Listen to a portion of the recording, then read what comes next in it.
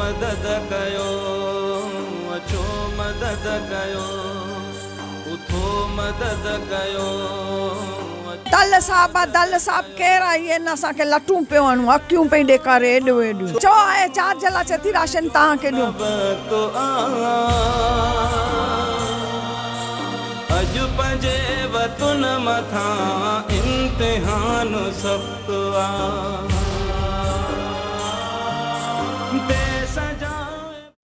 हाँ जी बिल्कुल ज़िले इंतज़ामिया मकामी इंतज़ामिया की नाअहली जो है सो हींअर सामूँ अची वही है। असिस्टेंट कमिश्नर सेवण डिप्टी कमिश्नर सेवण मुख्तियार कार सेवण तरफा वड्यूं दावाऊं कई वियूं त तालके सेवण अंदर बरसात मुतासरन के टेंट राशन ए बियो ज़रूरी सामान दिनो वियो है। पर इन वक्त असां मौजूद आयूं सेवण की वड्डी आबादी रखंदड़ शहबाज कॉलोनी में, जिथे बरसात मुतासर असां मौजूद आहिनि, जिन जे घरनि में 2 खां 4 फुटन जो पानी दाखिल थी वियो है, जंहिंजे करे संदन जा घर किरी पिया आहिनि। अचो त वधीक खेनि बरसात मुतासरनि सां ॻाल्हि ॿोल कयूं त हू छा था चवनि। केर भी ना आयो असां वटि, न ये तंबू राशन ये वॾा माण्हू ये पुलिस वारा केर भी असां वटि कोन आयो आहे अञा ताईं। केर भी कोन आयो असांजे मदद के त छॾ असांखे सामान कढी ॾियनि त असां ॿाहिरि ई निकिरूं, तंबू हणी अची हिते वियो असांखे उहो बि कोन मिलियो। नंढा नंढा बच्चनि खे खणी किथे वेंदासीं। चारई पासा इन पासे भी घर इन पासे भी घर, असां विच में आहियूं। अच्छा हाँ इन पासे भी हलो ॾिस, इन पासे भी टेंट विरायूं। न अञा असांखे लटूं पिया हणूं।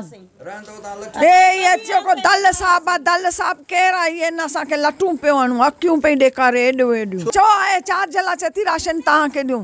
ये पंहिंजे पेट में विधो अथनि। हाँ मुराद अली शाह, आसिफ शाह हो, आसिफ शाह अध कलाक सब हुआ रोड ब्लॉक करे वेठासीं, सब आया पर सभिनी चया अध कलाक सबर कर, असां राशन खणी था अचूं। वरी विया मगरब जे अज़ान खां पोइ असां मोटी आयासीं।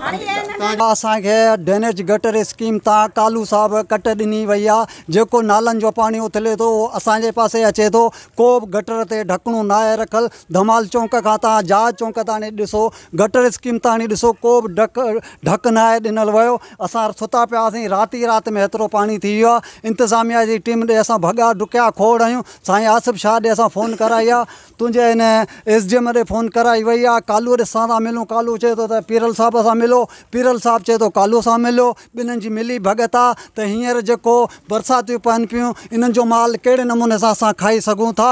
असां त घणी भॼ डुक कई आहे। मां बचा वठी 15 वारनि जे ऑफिस में वियो आहियां, SDM जे ऑफिस में वियो आहियां, ऐं छा नालो अथसि DSP ऑफिस वियो आहियां। उन खां पोइ कालू साहब खे मूं ॿधायो आहे। कालू साहब जेको फ़ोन खणण लाइ तयारु कोन्हे। कालू साहब ज़मीन खां 2 फुट मथे थो उॾामी ॻाल्हाए। कालू छो जो असांजे पाड़े जो ई आहे, उहो पुराणे स्टाफ ते थो रहे। असां शहबाज कॉलोनी में था रहूं, को बि मदद असांखे कंहिं हुकूमत जे तरफ़ां कोन मिली आहे। असां साईं आसिफ शाह सां बि हींअर ॻाल्हायो आहे, साईं सफ़दर खे वठी वियासीं, कलाक हिते मीटिंग हली आहे ऐं असां माइनूं करे ॾेखारे आया आहियूं। उहा कट बि ॾेखारीसीं।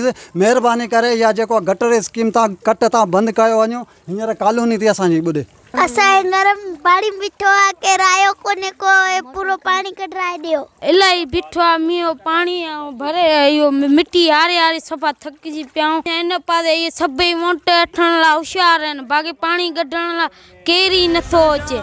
हाँ जी बिल्कुल तव्हां हिते मौजूद बरसात मुतासरन जूं ॻाल्हियूं ॿुधियूं। उन्हनि जो इहो ई चवणो हो त इंतज़ामिया तरफ़ां असां ॾे केर बि लड़ी कोन आयो आहे, न को का असांजी माली सहायता कई वई आहे, न को असांखे इमदाद राशन या को टेंट ॾिनो वियो आहे। असां वॾी हिकु अज़ाब वारी ज़िंदगीअ में मुब्तला आहियूं। असां वज़ीर आला सिंध MNA सरदार सिकंदर अली राहपोटरो खां इहो मुतालबो कयूं था त ख़ुदारा असांजी माली मदद कई वञे, असांजी माली सहायता कई वञे, जीअं असां पंहिंजे बचड़नि जी पंहिंजी ज़िंदगी बाआसानी सां बसर करे सघूं।